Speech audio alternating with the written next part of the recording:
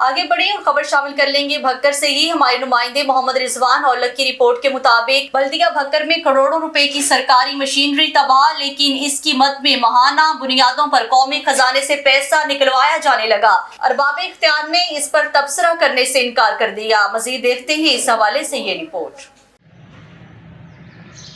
ये देखें जी, ये सारी मशीनरी है जिसमें ट्रैक्टर्स हैं, फायर ब्रिगेड्स हैं। ये देखें, ये आपको दिखा रहे जा रहे हैं। ये देखें, तहसील म्यूनसिपल एडमिनिस्ट्रेशन बखर, ये इसका फायर ब्रिगेड है जो अरसा दराज से ख़राब पड़ा है।